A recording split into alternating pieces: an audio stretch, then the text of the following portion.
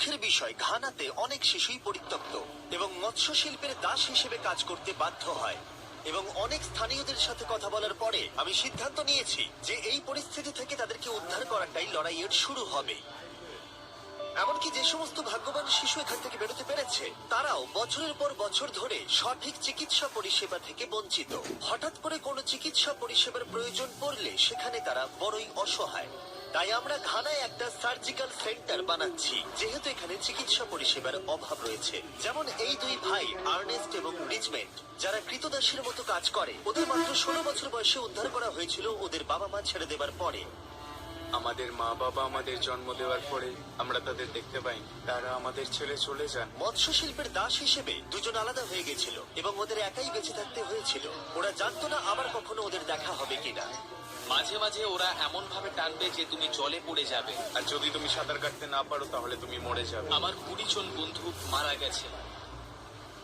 কিন্তু সৌভাগ্যবশত এই দুই ভাইকে ঘানার মেগা ডিফেন্স ফাউন্ডেশন উদ্ধার করে, যাদের অন্য নাম জিম্যাট।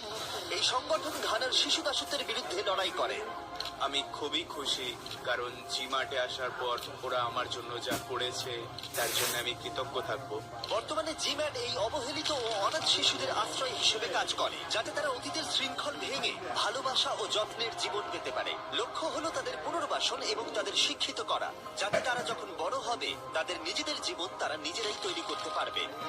যখন এই দুই ভাই রক্ষা পেল, ভাগ্যক্রমে তাদের চিকিৎসার প্রয়োজন হয়নি। কিন্তু এই সৌভাগ্য সবার ক্ষেত্রে ঘটে না। তাই আরো জানতে আমি অস্টিনের সাথে দেখা করলাম, জিম্যাটের এক্সিকিউটিভ ডিরেক্টর, যে এদের কাছে বেঁচে থাকার জন্য চিকিৎসার প্রয়োজন ব্যাখ্যা করেছিলেন। ওদের জিম্যাট কম্পাউন্ড থেকে প্রায় 30 মিনিট দূরের একটা হসপিটালে যেতে হয়, যেখানে রোজ প্রায় 600 জনেরও বেশি রোগী লাইনে অপেক্ষা করে থাকেন। আমাদের ওয়ার্ড স্পেস খুবই সীমিত, আমাদের আরো অনেক ওয়ার্ড স্পেসের প্রয়োজন। আসলে এখানে যতজন ভলেন্টিয়ার সার্জন অপারেশন করেন তারা প্রায় 200টারও বেশি অপারেশন করেন, তাও মাত্র 4-5 দিনের মধ্যেই। সারাদিন বহু মানুষ লাইনে দাঁড়িয়ে থাকার পরেও চিকিৎসা থেকে বঞ্চিত হয় দেখে আমরা তৎক্ষণাৎ জিম্যাট কম্পাউন্ডে একটা সার্জিক্যাল সেন্টার তৈরি করা শুরু করে দিই।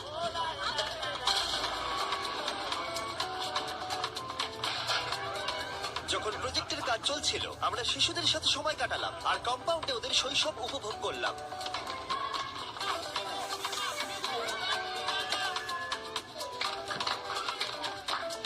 মিস্টার সঙ্গে দেখা করে আমি খুব খুশি। আমার খুব ভালো লাগছে। ভাগ্যবশত আমি সেলিব্রিটির সঙ্গে দেখা করেছি। যেসব বাচ্চারা ঘানায় জন্মায় তাদের জীবনটা আলাদা, তাদের নিজেদের গল্প আছে এবং সেটা সত্যিই খুব পাওয়ারফুল, কারণ পরিস্থিতি তাদের খুব কম বয়স থেকেই অনেক কিছু শিখিয়ে দেয়। এই সমস্ত শিশুদের মুখে হাসি দেখার পরে কেউ বুঝতে পারবে না ওদের জীবনে এতটা অন্ধকার লুকিয়ে আছে। যদি কোরি আর স্টেসি হফম্যান না থাকতো, যারা 12 বছর আগে জিম্যাট প্রতিষ্ঠা করেছিল, তাহলে সব কিছুই হতো না। আমরা যখন প্রথম ঘানায় এসেছিলাম আমরা তখন উপলব্ধি করলাম যে এখানে প্রচুর বাচ্চা, আর এদের হয়ে কথা বলার কেউ নেই। এই বাচ্চাগুলোর বাঁচার জন্য পরিবার প্রয়োজন। সার্জিক্যাল সেন্টারের কনস্ট্রাকশন প্রায় কমপ্লিট হয়ে যাবার পরে আমরা কিছু স্বেচ্ছাসেবক সার্জনদের কাছ থেকে তাদের অভিজ্ঞতা শুনলাম। আমরা গতকাল যখন এখানে এসেছিলাম তখন সম্ভবত প্রায় 600 জন লোক এখানে চিকিৎসা করানোর জন্য ভিড় করেছিল, আর এত লোকের আর্তনাদ শুনে আমরা সত্যি কষ্ট পাচ্ছিলাম। এখানে যে সমস্ত স্বেচ্ছাসেবক ডাক্তার এবং সার্জনরা কাজ করে তারা প্রায়শই এমন গুরুতর কেস দেখেন যেগুলো তারা তাদের গোটা জীবনে কখনো দেখেননি। সত্যি কথা বলতে আমাদের এখানে 60 জন ব্যক্তি আছেন যারা স্বেচ্ছাসেবক হিসেবে তাদের সময় দিচ্ছেন। তারা এই পথটাই বেছে নিয়েছে। তাদের কঠোর পরিশ্রম এবং এনার্জি এত মানুষকে নতুন করে বাঁচার উদ্যম ফিরিয়ে দিচ্ছে, এবং তাদের দেখা দেখি আরো বহু মানুষ আমাদের সাথে যুক্ত হতে চাইছে, যেটা দেখে আমাদের সত্যিই খুব ভালো লাগছে। আমরা চাই আরো মানুষ এখানে এগিয়ে আসুক। অনেক মাস ধরে কাজ চলার পরে অবশেষে আমরা জিম্যাটের নতুন সার্জিক্যাল সেন্টার তৈরি করে ফেললাম, আর এবার এটার উদ্বোধনের সময় এলো। সমস্ত ঈশ্বরকে সাক্ষী রেখে আমরা উদ্বোধন করছি। আমি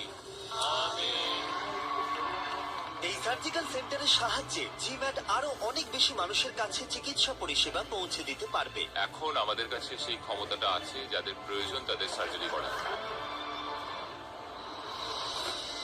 উদ্বোধনের পরে নতুন তৈরি সার্জিক্যাল সেন্টারের বাইরে ওরা উদযাপন করছিল এবং আনন্দ করছিল, এবং তার পরের রাতেই একজন রোগী এখানকার আধুনিক চিকিৎসা পরিষেবার সুযোগ পেল।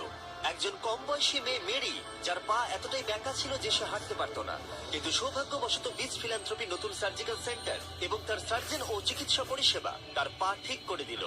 এখানে মেরির মতো আরো অনেকের জীবন পরিবর্তন হতে চলেছে, কারণ জিম্যাটের চিকিৎসকেরা আরো অনেক বেশি রোগীদের চিকিৎসা করার জায়গা পেয়েছে। তোমরা যদি এই কাজের অংশীদার হতে চাও যেটা জিম্যাট করছে, তাহলে নিচে ডেসক্রিপশনে দেওয়া লিংকে ক্লিক করো আর ডোনেট করো। সত্যি বলতে তোমাদের সাহায্যেই জিম্যাট আরো অনেক শিশুদের সাহায্য করতে পারবে আর ওদেরকে যত্ন ভালোবাসা দিতে পারবে। ডেসক্রিপশনের লিংকে যাও আর সাহায্য করার চেষ্টা করো। তোমরা পারলে এটা করো, কারণ এটা ওদের কাছে অনেক বড় পাওনা আর আমার কাছেও। আমি স্পেশাল থ্যাঙ্কস জানাতে চাই অক্স ব্লুকে এই ভিডিওতে টাইম ল্যাপস ক্যামেরাগুলো আমাদের ডোনেট করার জন্য। তোমরা সত্যিই অসাধারণ।